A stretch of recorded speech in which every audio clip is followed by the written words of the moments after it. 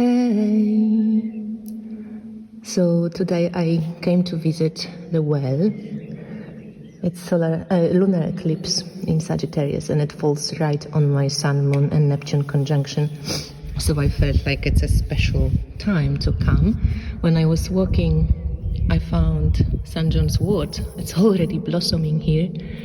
And I found this plant, which we call in Poland barwinek. I have to check what's the name in Latin, because I don't know. But, oh, look at this beautiful St. John's wort growing at the well. Very special. So that's cool. Yeah, so I love that little fern growing there in the well. And this is my spot where I'm just going to sit in peace. I have an incense, which I want to offer the smoke for all of us. And Rose has sent me this beautiful cinnamon scented candle, which I'm going to burn today for the first time. And I took with myself Dark Goddess Tarot, the Crown Tarot. So Ellen Lorenzi Prince is present here, and Nature Nurture Oracle and Natalia's Oracle of Depth. And I'm just going to have a little self ritual in here, but you all will be in my prayers. So look at this gorgeous ivy plant that grows all around here. And it just was so great to see this St. John's wort growing like that. Wonderful.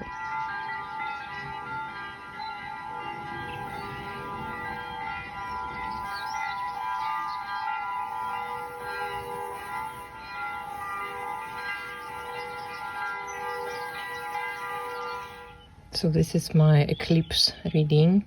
I pulled 2 archetypes from Dark Goddess Tarot, and how interesting that I both got 7 of water, 7 of cups, and 7 of air, which is 7 of swords.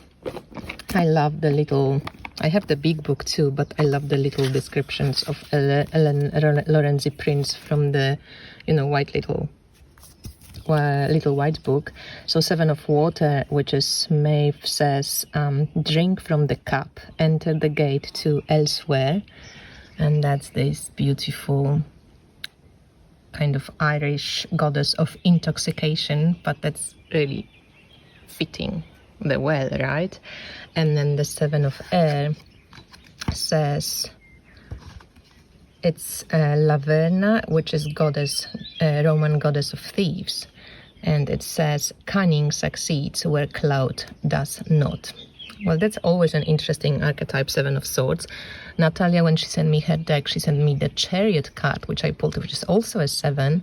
The card I pulled from Natalia's oracle deck, it's called Reclaim. And it had to do with blood and, feminine power. And it's interesting that today is my first day of menstruation, so I'm going to leave some blood here as well. I got Emperor 7 of discs, so another 7 and 3 of discs. I love kind of the colors and that guide. I feel like this is, kind of guiding me somewhere.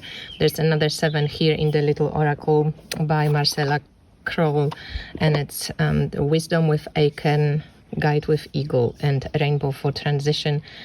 This Emperor is very kind of, the Crown Tarot is quite feminist, so the Emperor and Kings, they show a lot of shadow, but it definitely has to do with power and personal power. So all the 7s, it's just a really interesting one. So I think this eclipse, I will definitely be exploring 7s and what the 7 means to me. The Chariot archetype, as I said, and all the 7s in the multiple phases. So I just wanted to share. And I have to say, I'm just sitting here in a circle which I created surrounded by incense, because there's a lot of mosquitoes now and they're not coming, which is lovely because of the smoke. And then this beautiful cinnamon candle smells so good. So thanks, Rose, for sending it to me. And this spot is just incredible. And I also wanted to add actually that I really felt drawn to work with the throat chakra around this particular eclipse. And the sun is in Gemini, so that's an air sign connected obviously to communication and anything air. And Gemini being a great networker and, you know, focused on information and sharing information and this free flow of information has a lot to do with the throat chakra. I don't know, for some reason I dressed all in blue today, unrelated to this. Then I felt drawn to wear one of my wands, which comes with aquamarine and clear quartz. It's one of my old ones. I really love it. So this something like this comes back.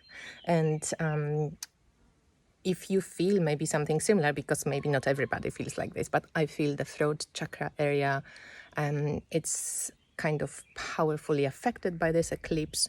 And it can be also a great gateway to really be aware of how you use your words today and what you're creating with your words and how you speak and how your words co-create your reality. So maybe just, you know, food for thought. Take it or leave it.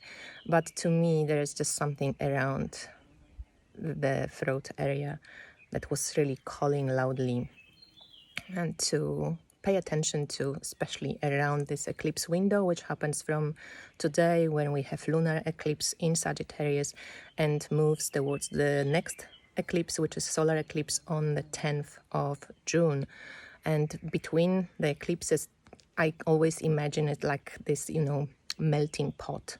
So there's a lot of energy and a lot of awareness and patience and compassion and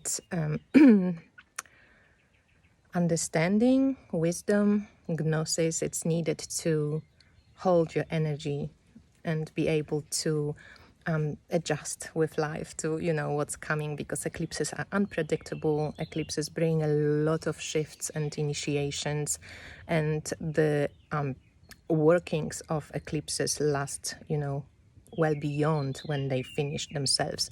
So just keep it in mind. And I feel there is a lot, it has to do, these eclipses have a lot to do with sharing your truth, speaking your truth, you know, reclaiming your particular way of expression, being okay with who you are, and really being aware of how you share yourself with the world and how your truth is being spoken. So your words and prayers and co-creations through air element in general. So that's what I wanted to add. I'm going to retreat into the silence now after sharing with you all of this. Bye.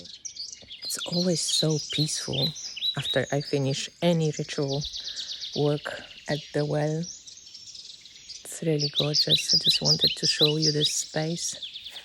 It's an old village. The old villages here used to be, you know, far away from the sea because they were pirates. So people had to sleep and live further away from the shore and a bit higher up so they could see what's happening at the shore. And that's why we have, you know, the well here, and that's why we